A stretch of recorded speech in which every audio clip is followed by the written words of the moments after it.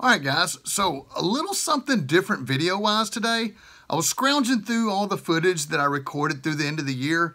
End of the year and the beginning of the year is super busy for me. I've got Christmas, Thanksgiving, Jen's birthday, our anniversary, New Year's, first of the year at the drugstore is hellacious.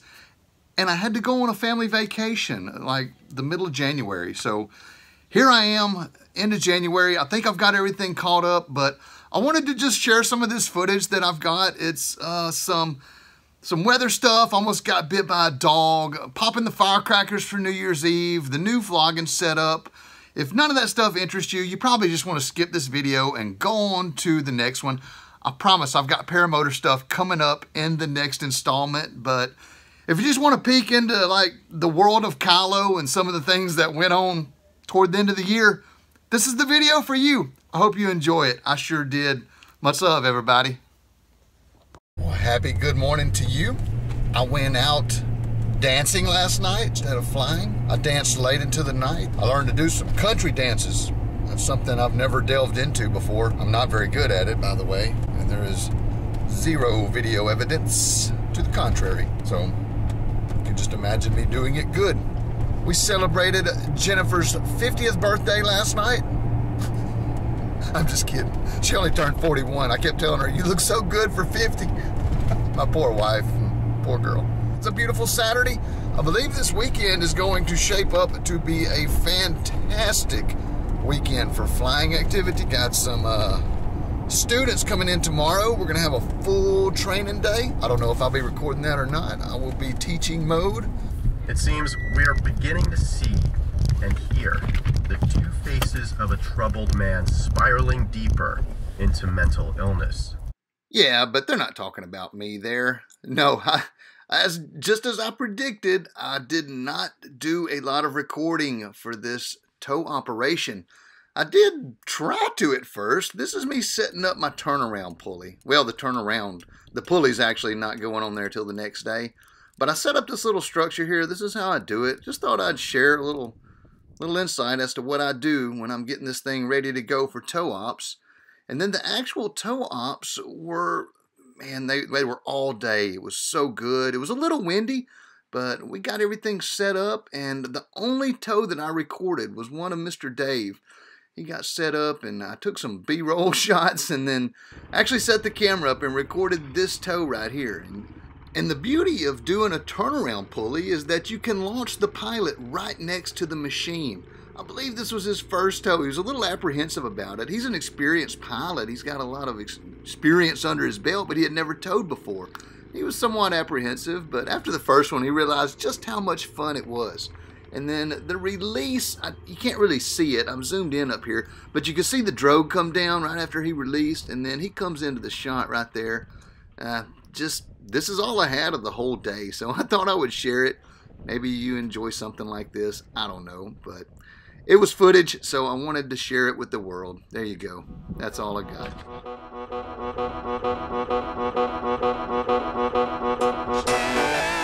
It's the day after Christmas. I had a wonderful holiday season. I skipped way too much delicious food because of this new diet. Man, I looked outside and I saw sunshine. They were predicting cloudy all day. And it is like partly cloudy and the sun is banging through and everything is cooking off, man. If it wasn't as broken as it looks, this would be like a day you could sail far, but you would have to bring every skill you ever earned to the table just to stay alive. These buzzards are ripping around and they're riding it. It's cooking off, man. We got sunshine on the ground and volatile conditions, but there's a lot of wind. I haven't even checked it on my sources yet. I just saw it, I grabbed the camera and I ran outside. I'm gonna shoot a time lapse of this so you guys can get an idea of what I'm seeing. Pretty good stuff. Stand by. So I'm cooking along the neighborhood, riding my unicycle, and what happens? I run into a vicious dog. I was out here shooting this sweet time lapse of the clouds, and this dog is finna bite me, I think. Watch it. Get on out of here. Get on out of here. Get on. You better quit it. Hush it. Hush it. Hush your mouth, dog. Hush your mouth. So anyway, you may come get me, I don't know. Or maybe it's just a bark. Ah, you better get back. Push it up, push it.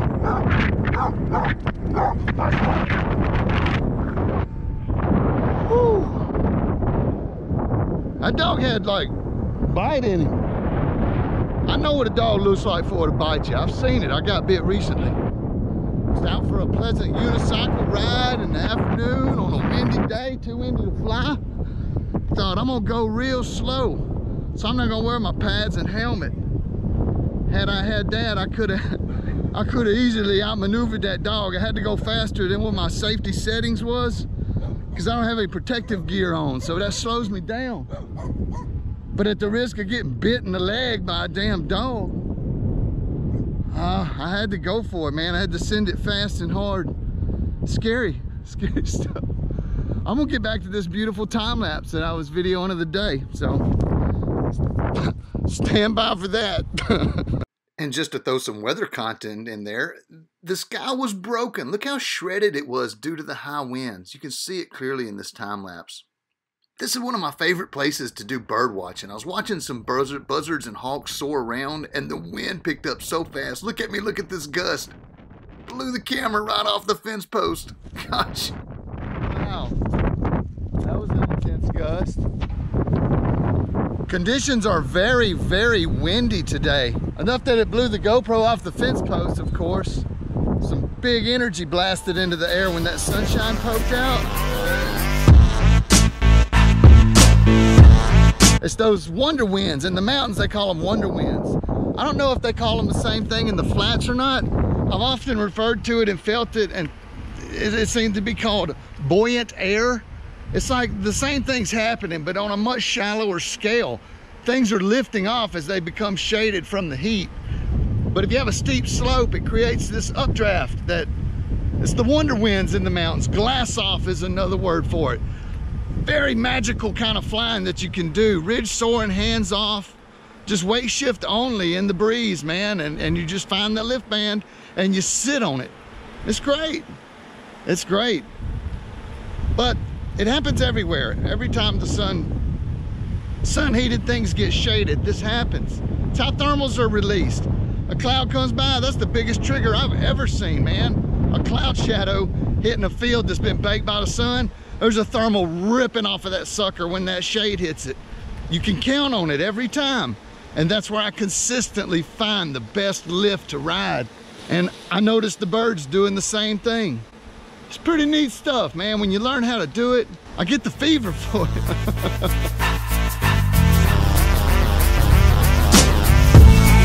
Within the light, every firecracker we got at once. Happy New Year. Happy anniversary, honey. Happy anniversary. Love you. Woo! I'd say light the Fiesta, then come over here and light going down this way. Yeah, and then come over here to And this. then hit that. Let's do that. All right, y'all stand over there together and aim. And then we're gonna light this thing here. You ready? Yeah. Let's do it. There it goes. Okay.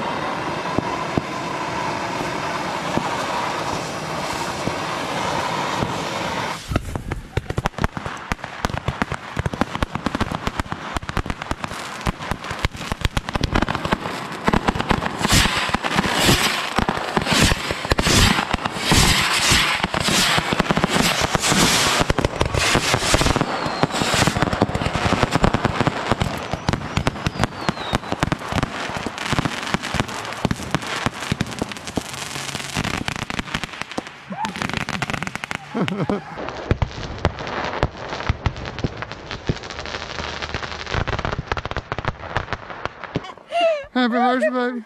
Happy anniversary. Huh? I get a heart, people. Of course not. I gotta fess up about something here.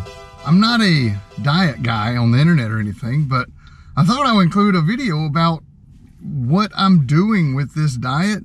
I am cutting all the carbs and all the sugars out of my diet. That's it. I look at the little nutritional facts, and if it's got carbs, I'm allowed a few, like 20 grams of carbs a day, but 0 sugars. And since I've been doing that, I've like fell into this groove metabolically. Like I've trained my body to process these fats and proteins as their primary source of energy. And what happens is you end up losing your hunger a bit, and it makes it easier to fast and to diet. I've come to realize that that stuff acts quite similar to a drug. You have withdrawal symptoms the same way that you have, like if you took somebody's Zoloft away, they would get this rearrangement of receptors and molecules, and it takes a few days for that to happen. That's what's happening with cutting sugar out. Your body doesn't have to use fats and proteins as often for energy because the sugar's always there. So if you take it away, that machinery to do that is not present. That's why you feel bad for the first week or so, but after that, your mind clears up and you're good. It feels great. I'm just kind of nibbling on some food here and there, but what'll happen is I'll keep this amazing mental clarity until I'm fasting for a day or so at a time, and all it takes is about 2 or 3 days of fasting, and I can burn off a lot of fat just by doing nothing else but that. It's quite exciting, and you feel fueled because you have fuel. You're using the fuel that you've packed on. It's how people work. You got the fast and famine type stuff, but everybody has some variation of that, genetics depending. So that's my take on it, and I think what I'm gonna do, like my plan, is I'm gonna do this diet for a while and just see where I land, and I'm sure I'll miss my tacos, and I'll get back to that. And I ain't particularly worried about finding keto-friendly foods or whatever that is. I just read the carbs and sugars and do the little math and like, okay, no, I can have 1 corn tortilla a day. That's some carbs, but I hadn't had any kind of processed grains like that. So no tacos. It was heart-wrenching at first because I was doing them pretty regularly. And so I think I'm just going to kind of do like, what do they call it? Cycling? Where you eat carbs for a couple of months and then you go back to not eating them. So anyway, that's my take on that. Just thought I would share this little blurb about, I don't know, apparently it's a big thing on the internet. I've come across several people that have posts about doing these special diets. I guess there's always been posts about diets. Jennifer read me an article about this diet. We were laying in bed one night. She says, hey, have you ever heard of the ketogenic diet? I said, no. She said, you don't eat any carbohydrates or sugars. You're allowed 20 grams a day. And I said, huh. I said, what's it supposed to do? She said, melt your fat off your body and make you have high mental clarity and no crashes like ups and downs. I said, okay.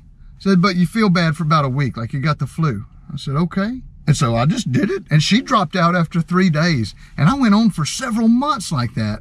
And of course, I switched back over. I kind of did a cycle, but yeah, it's kind of half carnivore, half keto. But it's still a ketogenic diet. When you get to the point where you're not hungry, you're burning ketones. That's what's happening. It's incredibly strange. I don't have the ups and downs. You have a feeling like a like blue sky clarity, whatever.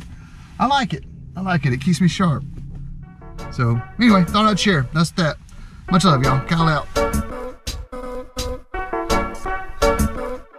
So I'm checking out the new vlogging setup on the chin-mounted action cam. Let's go in here. What you think, Ian? Sir?